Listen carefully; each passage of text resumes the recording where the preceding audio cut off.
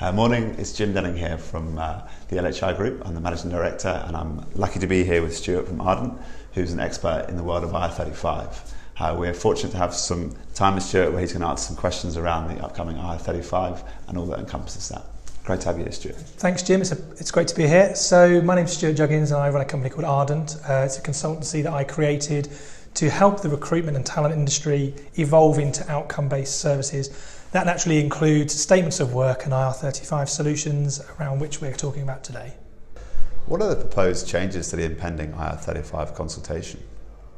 So the proposed changes are essentially that April 6, 2020, the determination of who determines inside or outside of IR35 status is going to change. Currently, as of right now, the determination is based upon the contractor. It's actually going to shift back up the value chain. It's currently going to be the intermediaries, the recruitment agencies, but that could change. What are the cost implications to a contractor and a client due to impending legislation? It depends. It depends on how the client determines if the role or the function is inside versus outside. If they make the determination of it being inside, they get caught by typical employment costs like employers' NI and additional costs. There's also a view that the contractor may look to increase their rate. If it's outside, then there's potentially how the outside is managed. Could there be a cost increase around putting them into a project or a service? What are the risks of not applying this legislation? Huge and varied, right? It depends upon what your risk profile is. Do you want to be investigated by HMRC? Do you want to make correct determination around taxation status? So all of the above, if you don't make the correct determination, you're opening yourself up to investigation. Who do you think at the client should be responsible for status determinations? Good question. More than likely, the obvious choice is the person who's ultimately responsible for the hiring or the decision of what role is required. Typically, that's not the case. It's more often a procurement or HR person. I think that needs to change. So the person who would ultimately drive and own the output of that role should make the decision. Are there any tools available to the client to assist with status determinations? There is, yeah. So HMRC have their own tool, which is called the CESS, the Check Employment Status tool. There are other tools in the industry, third-party tools, but they all essentially do the same thing, which is to help determine is a role, is a function inside or outside, and asks key questions. The key one being HMRC's for obvious reasons. So how can the client ensure they're using reasonable care when making a determination? Good question again. I think reasonable care comes down to understanding fundamentally what the role needs to be. So rather than just viewing a role as being a traditional BAU activity or just being there because, they need to have more of an exploratory view of what that role should be doing, what the output needs to be before they make that determination. If a contractor is deemed inside IR35, does the client have to provide them with full employment rights?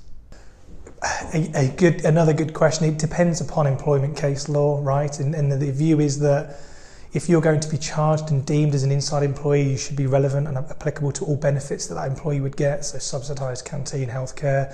I think it would be done on a case-by-case basis. The general consensus is that yes, they should have access to those. How does the statement of work solution differ from engaging a contractor on a full-time and materials basis?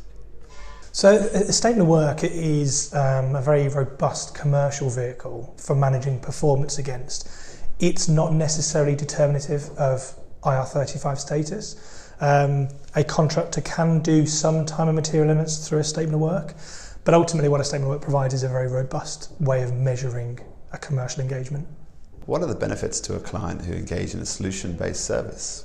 Cost transparency, visibility, project management, efficiency, all of the above. Typically what happens with a contract engagement that has gone BAU transaction is we get things like project creep, where spend just continues to sprawl, a role gets carried forward into new projects without any definition. With a pure solutions service proposition, it's very definitive, costs are defined, outcomes are defined, milestones are defined. So ultimately, cost is better controlled. What are the risks to a client who engage in a solution-based service? It depends is the answer. It depends upon what is the outcome required, what is the understanding of what's needed through the statement of work.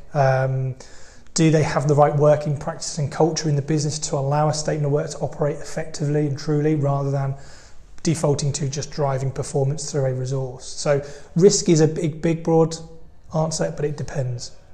So what should clients be doing now? Education, awareness, scanning their workforce, understanding what their workforce is doing better, more diligently.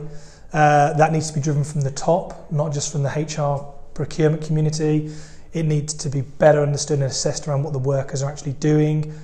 Could the workers' roles or functions change? Should they change? So it all comes down to assessment and education and understanding. And how is the recruitment proposition changing? So the whole talent provision and recruitment proposition is evolving naturally anyway. As talent evolves to more higher value outcome associated services, clients are requesting more from contractors. They're looking for more definitive cost measurement and control mechanisms. IR35 has been around for a long time, but the determination has changed. So the industry is naturally driving, and clients are naturally driving, the procurement of a service-based output rather than a just pure talent-based output, and that's just going to continually evolve. What are the key conditions that must be met for statement of work to be considered outside of IR35? So separating the statement of work and the IR35 at the moment, so IR35 is separate to statement of work. To determine IR35 status correctly, we need to look at substitution, direction, supervision, control, financial performance and mutuality obligation, and all of those conditions need to be met, ideally to be 100% outside. What the statement of work provides is, if you've determined that somebody's outside, that they can substitute, supervision control doesn't exist, you can pay and measure and reward and track performance in a different manner. How should our clients go about prepping their IR35 plan? I think their approach needs to be, they need to have a very good broad view of what's happening in the market, what's happening with client acquisition, candidate acquisition.